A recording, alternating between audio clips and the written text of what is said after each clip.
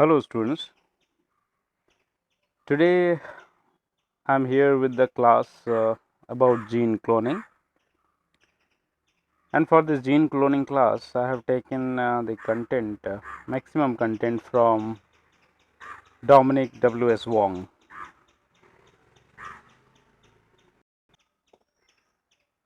So now we will begin with the gene cloning. First we will understand what the gene cloning is. You have heard the word cloning many a time. So when you make a copy of something exactly, then we call it as a clone. So here what we are doing, we are going to make the copies of a gene, and why we make the copies of the gene we will discuss further. Either you want to study about that gene, you want to know something about that gene, so it is better to make a copy and then you study outside. So actually that's the reason why we do the gene cloning. So gene cloning, if you say what exactly it is, so gene cloning is the process of introducing a foreign DNA, which you call it as any gene, into a host. Now, which is the host? Host is not the human body. Host is the bacterial cell or a plant cell or the any other animal cell, right? So in that you are introducing that identified gene. Why you do that? To accomplish, the gene is usually inserted into a vector. First, what you need to do, you have to insert a gene into a vector. Vector means, what we say vector? Vector is any kind of carrier, right? So here it can be a piece of DNA, okay, to form a recombinant DNA molecule. So once this vector which is carrying a gene inserted into another DNA or a gene of a host, then it's called as the recombinant DNA molecule. So that DNA, it is a recombinant DNA, okay. So the vector acts as a vehicle for introducing the gene into the host cell and for directing the proper replication. So once this vector, which is a vehicle, also you can say a carrier or a vehicle in which that particular gene is there, which you need to be cloned or copied, right? So that vector is introducing the gene into the host cell. So through that vector, that gene reach to that particular host, right? And once it reaches to the host, then it will behave like the host DNA behaves, right? So there this will go into the replication process, then it will go into the expression process, protein synthesis and expression process, like, and then various proteins will be forming, and these proteins are the matter of concern for you or the matter of interest for you, okay. Here when the vector means a vector which is having a gene is introduced into a host cell, that particular process called as transformation. Just keep in mind, because in the coming content we will explain, we will discuss about the transformation. So transformation means a vector which is having a gene of interest introduced into the host cell. So that process is called as transformation. Now the host cell, which is now harboring the foreign gene, is transformed cell. It means that particular host cell, now that host cell is having a foreign gene, because we have sent that foreign gene through vector into the host. So that particular cell we call it as a transformed, because that cell is now changed, because that's not a regular structure. Now a foreign gene has been introduced, so that is called as the transformed cell.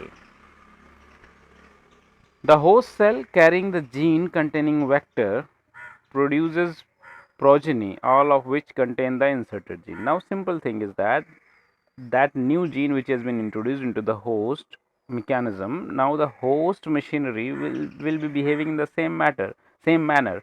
So the host machinery will go into the, or host DNA will go into the replication, then it will go into the expression of the gene like protein synthesis, right. So like that it will produce lot many copies, lot many daughter cells like usually it does. So here along with the host's own gene, that foreign gene is also been copied, right, and these genes we call it as an identical cells, or these identical cells we call it as a clones, right. So like that, this is a summary I am telling you how this whole process happens. Not that simple, a lot many processes are there by which it actually happens. So you can see in the below diagram they are showing here exactly that how this gene is introduced into the vector. This is a vector. Now gene and vector is been added. Vector, again I tell you, it can be a kind of piece of DNA. So now this gene has introduced into it. Now this is ready to insert into the this vector is inserted into the host DNA. So it becomes as a recombinant DNA. After that recombinant DNA, there will be transformation process, and it will become as a transformed cell. Now it's become as a transformed cell, and this transformed cell later will form lot many clones. Then when it will go for the process of replication and protein synthesis, will make later lot many clones or lot many daughter cells. So these daughter cells are nothing but the clones for this, right. And after this expression you will get lot of proteins here. So this way the actually a common understanding of the gene cloning here, okay. In the transformed host cell and its clones, the inserted gene is transcribed and translated into protein. I already told you in that it is going to be transcribed, transcription will be happening, and the translation also is happening. The gene is therefore expressed with the gene product being a protein, right. This is called expression, or we call it as a gene expression here. Now you understood the basic phenomena behind the gene cloning, but big question that why this much effort has to be done. What is the reason? What is the purpose? Why gene cloning? So objective of the gene cloning can be defined in this way. First you can say like to produce a protein in large quantity, right. Suppose that for many reason you want to study the gene product. These proteins which are formed, we call it as a gene products. So you want to study the gene products, or you are in need of those proteins which are being produced by that particular gene, okay. So and you want in the large quantity of those proteins, right. Suppose that some beneficial proteins you need in large quantity. So we can go with the gene cloning process, and we can introduce this new gene into a kind of system where more proteins are formed. So like that is a one of the objective, right. Examples, if you see in pharmaceuticals, there are many processes by where we are producing these large quantity of proteins. For example, human insulin, right. So human insulin, when we need the large production, because that product produced human insulin has been sold outside, so we need a large amount of human insulin. So that human insulin been produced, human growth hormones are produced, interferons are produced, hepatitis B vaccine is produced, tissue plasminogen activators, interleukin 2 and erythropoietins. These all are produced by using this technique. So this is a one reason we do this. Another area of great interest is the development of transformers, right. So later we will discuss about what the transformers are. These the gene of a pharmaceutical protein is cloned into livestock animals, and the resulting transgenic animals can be raised from milking the protein, right. Milking the protein means you need a lot of protein out of it. So for that purpose transformers have been produced. Second objective is to manipulate biological pathway, right? Suppose that there is a one gene which has which is producing certain proteins, and these proteins behave or do certain kind of biochemical processes or physiological processes. Now you want to make some changes out of that, because maybe the genes are not behaving well, or maybe you want in the other way. So you do some manipulation in that, you insert that a different gene into them, and then you know, change that biological pathway. Mainly we do it for improving the crop plants and the farm animals. You want to, you know, make a better quality of farm animals, you need a better quality of crop, so that what we do these changes. Like you might have seen that we have the watermelon without seed. So we don't want the seed, because we want to produce the watermelon for consumption or for eating purpose. So we don't want seeds. So they change the some process by which the seeds, that particular gene which produces the seeds, that has been removed. So or modified, or do something by which we get the required improved plant, right?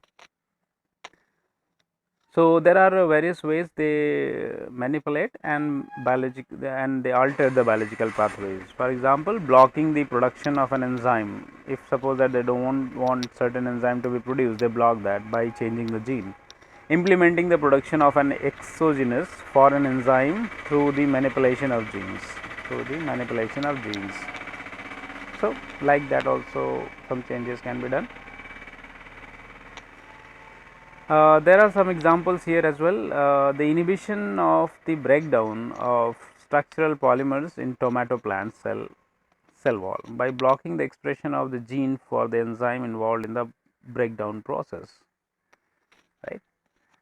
Here they are using one technology called as antisense techniques, right? So by that they change the structure of this. The engineered tomatoes with the decreased softening can be left to ripe on the vine, allowing full development of color and flavor. Like that they modify it. Another example, the control of ripening by blocking the expression. They can control the ripening of fruits, right? Especially tomatoes here. Expression of the enzyme that catalyzes the key step in the formation of the ripening hormone, ethylene. So once the ripening hormone produced inside the tomato, ethylene, they stop the process of or they delay the process of the ethylene production. So once the ethylene will be delayed, then the ripening process will be delayed. So like that they modify various things in it. So these are the objectives. Another example is also quoted here, the development of pest resistant plants, right? So means we do the pest control, in spite why not plant itself is resistant for that particular pest, so they produce that kind of plants. And you know, all these are beneficial techniques. You can have the larger amount of crops, because those crops which are spoiled by the pest, we can control it. Other examples include salt tolerant and disease resistant crop plants. In animals also we have similar examples, which with built-in resistance to particular disease, right? We produce the particular animal with the resistance of particular disease. Purpose of the enhancement of growth rate, increased efficiency of energy conversion, and increased protein of fat ratio to produce lean meat. All these translate into lower cost of raising and farm animals and a lower price for high quality meat. So like that, these are the processes in the meat industry, in the milk industry, right? We do this. A number of human genetic diseases, such as severe combined immunodeficiency, are caused by the lack of functional protein or enzyme due to a single defective gene. So what happened in these cases, the defect can be corrected by the introduction of a healthy normal gene. So we know very well that in the disease treatment, which we call it as gene therapy, lot many gene cloning has to be done. Actually gene cloning is a part of the gene therapy. So there they do clone the gene, find out what to do, and then they go for the gene therapy process. Naked DNA such as plasmid containing the gene encoding specific antigen can be used as therapeutic vaccines, right. So, this is later we will discuss about this little more. So, you can find that naked DNA, which you call it as plasmids. So, they are containing some certain gene encoding specific antigens can be used as therapeutic vaccines to stimulate immune responses for protection against infectious diseases. Nowadays, lot many these things uh, scientists are trying to prepare the vaccine for the COVID-19. Next is to change protein structure and function of manipulating its gene, right. So, another objective is this. What for it is, one can modify the physical and chemical properties of a protein by altering its structure through gene manipulation. So, here they are changing the physical and chemical properties of the gene of the processes by modifying the gene. The development in this area will enable the production of food ingredients with desirable characteristics directly from food crops, thus eliminating steps currently used in food processing. Uh, in the food industry, especially in the vegetables and fruit, lot many gene cloning processes has been done. That's why you get a different color of fruits, different color of vegetables, different taste of vegetable, different taste of fruits. So like that, this all is coming by the as a result of this industry. For example, if you see canola plant may be modified to produce oils with specifications suitable for manufacture of margarine, eliminating the current process of blending and hydrogenation. This is one example of one plant. Suppose that you need from one plant to produce more amount of fruit, so you can modify something by which more amount of fruit comes. Suppose that you want that particular fruit should be more sweeter, so they'll modify some processes, some genes into that, and that plant start producing more sweeter fruits. So like that, various processes can be done, various changes can be brought into the existence. Oils as another example is oils as suitable replacement of cocoa butter, the expensive ingredient used in chocolate and candy manufacturing. So, they can change the oil content into it. The nutritional value of food crops can be improved by changing the amino acid contents of seeds. You see how much wonders can be done. You think that particular banana needs little more sodium into it, so they will modify something, and now the bananas will be having more sodium content into it, right. Milk proteins such as casein can be engineered to improve the manufacturing properties in cheese making and other dairy products. Genetically engineered soybean and canola plants produce oils with increased stability and suitable for high temperature frying and low in saturated fat. See, they have modified these oils. High solid, low moisture potatoes that absorb less fat during deep frying will decrease the amount of fat used for chips and fries. So, whatever you need, you can make it. Coffee can be made with the butter flavor and low caffeine content. So, these are the objectives behind these gene cloning. Yes, this is the answer why gene cloning, right. So, these are the reasons. Now, we will see, now you understood what is gene cloning, now you understood why we have to do the gene cloning. Now, I am going to talk about the how to do that gene cloning, right, techniques and strategies of gene cloning. So, before starting to understand the these techniques and processes, first we have to see what are the basic requirement for this. So, we first will discuss about the enzymes used in the cloning. You remember that when you was studying about the protein synthesis, there also you have studied first which are the enzymes are going to participate. So, you have listed out the enzymes. Same in the DNA replication process, you have listed out the enzymes which are used in that process. So, here also we do the same thing. First we will list out which are these enzymes and what is their use in the gene cloning, and then we will understand the main techniques behind it.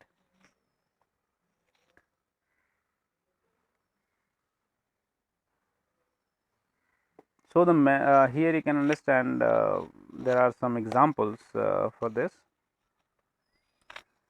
An example of these enzymes which used for the cloning purposes, including the cutting and joining DNA, right. You need a lot of places where you need to cut the DNA, you need to join that piece of the DNA and then reseal the DNA, like that these processes. So, for everything of this you need certain enzymes. So, cutting and joining DNA you need enzymes, deletion or extension of the DNA you need enzymes, generating new DNA fragments and copying DNA from RNA, for every purposes you need the enzymes. First category of enzyme what I am going to discuss here is called the restriction enzymes, right. You might have heard the word restriction enzymes, right. So, maybe you will get a small short note on the restriction enzymes itself. So, you should know what the restriction enzymes. Restriction enzymes are endonucleases that cut internal phosphodiester bonds at a specific recognition sequence. What does it mean? There is a one DNA sequence. In that particular point, you have marked that this is the recognition point, means this is the sequence which you need to cut from it. So, you have marked it. This marking can be done by various DNA markers, right. So, you have marked it. After marking this restriction enzyme, which are the endonucleases, they will cut. How they will cut? They cut the internal phosphodiesterase bond, because you know that the whole DNA sequence has been attached with various phosphodiester bonds with each other. So, we will cut that bond and we will make it separate. Recognition sequences are also known as restriction sites. So, now another term maybe we use further.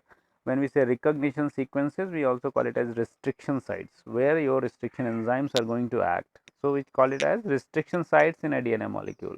There are about 100 restriction enzymes, each recognizing a specific sequence of 4, 5, 6 or 7 nucleotides, right.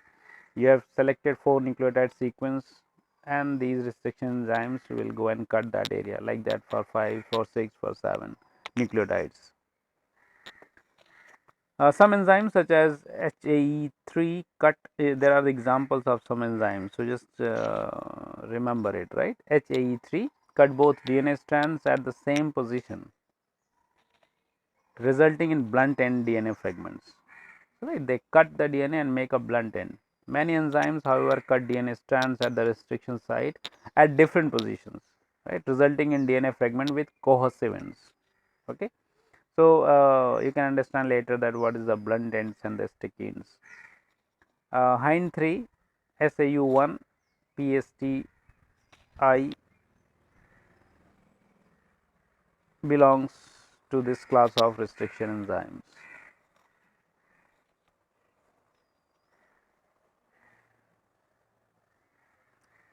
Here just this diagram is showing the how HAE3, HIND3, PST1 are cutting the DNA using restriction enzymes, right. Suppose you see in that first part where in this first part they are showing here, suppose that you see they are showing the cut and that region is cut from here. Now, you see the blunt end has been produced here, you can see the blunt ends produced here, right. Same way, if you cut two places you will get the cohesive ends here. So, like that these enzymes are cutting the DNA. Okay. Now, we will move to the second category of enzyme, which we call it as ligase enzyme. You have heard this ligase enzyme many time before. Here also they have the similar role. Two DNA fragments with complementary cohesive ends can base pair to piece the ends together. Like that, what is their job? Their job is take the two ends of the DNA and seal them together, right. So, the gap between is a kind of glue which acts for it. The gap between the 3-OH and the 5-phosphate is a neck that can be completed by the formation of a phosphodiester bond using bacteriophage T4 DNA ligase in the presence of ATP. Now, what I am saying, initial process restriction enzymes, what they have done? they have broken this phosphodiester bond. What ligase is doing? Ligase is just again maintaining that phosphodiester bond. Okay, so that's why when it maintains it, then only the sequence will be completed. The enzyme also acts on blunt end ligation. So they both places they do the ligation process. Here they have shown how the joining of DNA by the ligases can be done, right. Go slow with this video, concentrate a little more on these diagrams, so you can understand what is happening actually.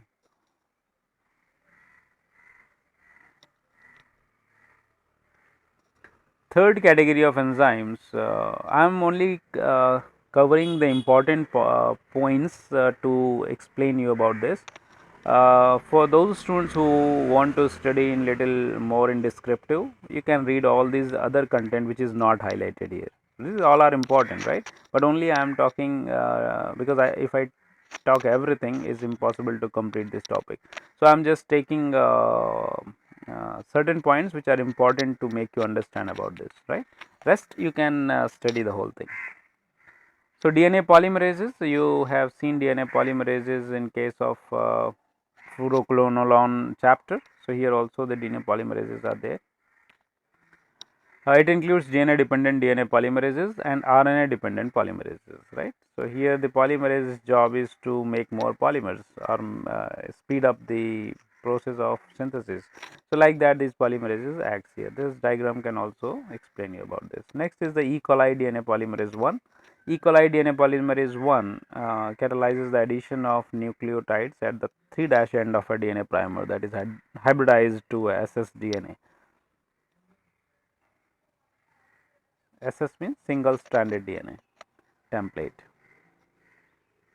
Now, what these polymerases are doing, polymerase activity of DNA polymerase 1 is utilized in the polymerase chain reaction. You might have heard about PCR. Nowadays, lot many discussion on PCR, RT-PCR, that there is only test available for COVID-19 confirmation, COVID-19 infection confirmation. So they go for the PCR testing. This is that PCR where the polymerase enzymes are utilized. This is for in vitro selective amplification of a specific region of DNA molecule. They do by this PCR. The enzyme later in the discussion will have little more depth information about PCR. The enzyme used in this case is TARC DNA polymerase 1. Remember the enzyme from Thermus aquaticus. From where we get this? TARC DNA polymerase 1 isolated from Thermus aquaticus, which has high polymerase activity, contains 3' to 5' exonuclease activity, and is more resistant to thermal denaturation than the E. coli enzyme. Okay.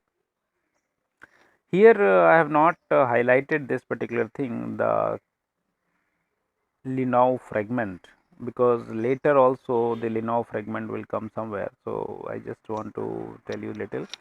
The enzyme Pol I or Pol 1 can be cleaved to produce a large fragment known as Linau fragment,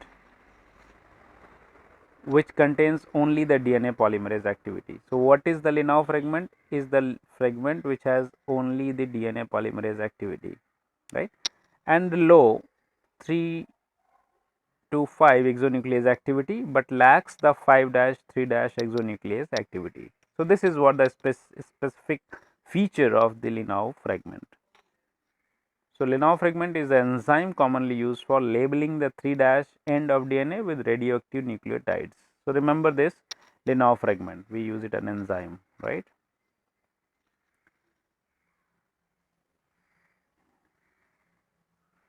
Here it has been shown that how the Linau fragment acts to make the labeling.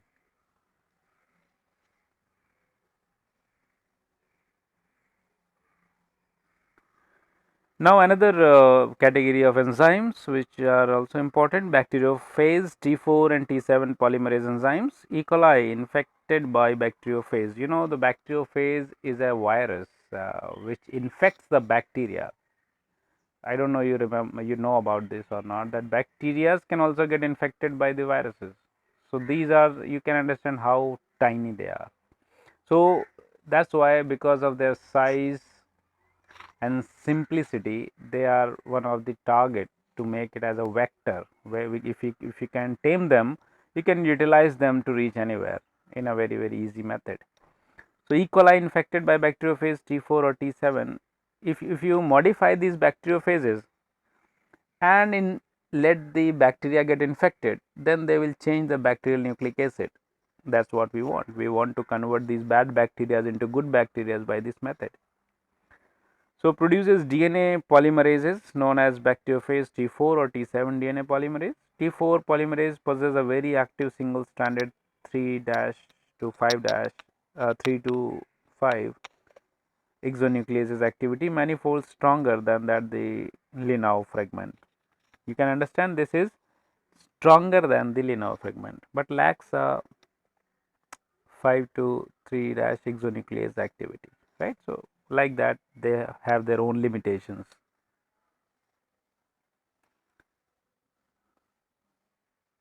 Another enzyme is the reverse transcriptase. Reverse transcriptase is a RNA dependent DNA polymerase. Always remember, RNA dependent DNA polymerase.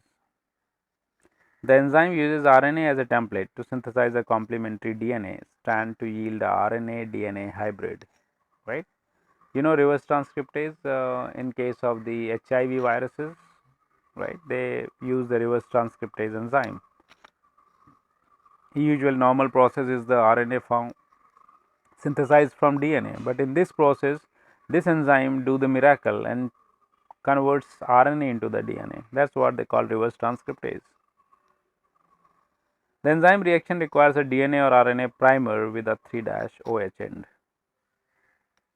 Next is the RNA polymerase. Next enzyme is the RNA polymerase. These are DNA dependent enzyme that catalyzes the transcription of DNA sequences downstream of an appropriate promoter. What they need a one promoter sequence, right, and then these RNA polymerases will act and synthesize. The bacteriophage T7 and T3 RNA polymerase are used in vivo expression of cloned genes, right. So, in the cloned genes, in vivo processes directly into the bacteriophage, they insert it or change it. Transcription is very rapid with high possessivity. So, if you use this method, this enzyme RNA polymerases, especially bacteriophage T7 and T3 RNA polymerases, the transcription process will be rapid. In the expression vector, the gene of interest, for example, is cloned under the control of the T7 promoter. This is the gene sequence is inserted downstream of the T7 promoter, right. It means you have added the gene into the T7 promoter, right. This is a bacteriophage T7, and then this will become as an expression vector for you. Like that, this is a process. When the construct is transformed into a suitable E. coli host, the T7 RNA polymerase produced by the host induces the expression of the gene. So, what they have done? They have taken a bacteriophage T7, inserted the gene of interest, then send it and they allowed it to infect the E. coli. Now, it goes into the E. coli and modifies the nucleic acid of E. coli. Now, E. coli started producing the T7 RNA polymerase. That is what you need.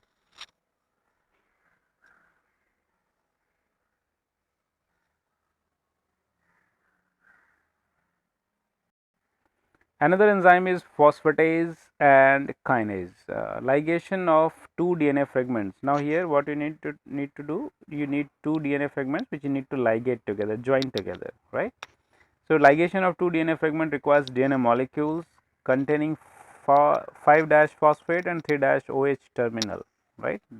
One has 5' and that has 3' OH terminal. These two you need to ligate together. Removal, dephosphorylation or re-addition, phosphorylation of the phosphate. So, what we need to do, dephosphorylation or phosphorylation of the phosphate residue by enzyme action is often used to regulate ligation reaction. In process where you need this ligation to happen, you add this phosphate group and let it happen. If you do not want to remove that, cut it and remove it from there and then join it. So, there will be no further ligation reaction. For example, alkaline phosphatase, an enzyme removes phosphate residues from the 5' terminus, right? So like that, the alkaline phosphatase is an enzyme used for this purpose.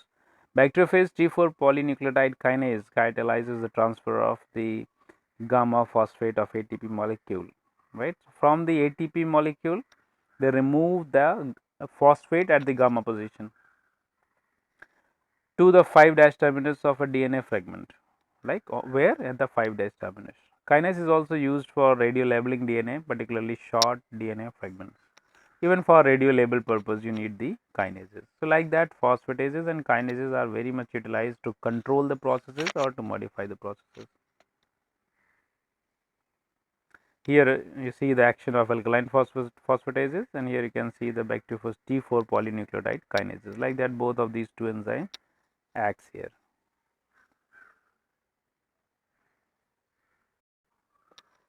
So now next you have understood all the requirement, you have understood what the gene cloning is, you understood why to do this gene cloning, you understood what are the techniques we have to apply, and for that what the requirement of enzymes you have. So all the enzymes you have seen, what is their requirement. Next is what we are going to discuss is the techniques used in cloning, and this process will discuss, this part of the talk will discuss the all techniques used for the cloning, right, and that we will discuss in the part 2 video of the gene cloning. Thank you for watching this video. Wait for the second part.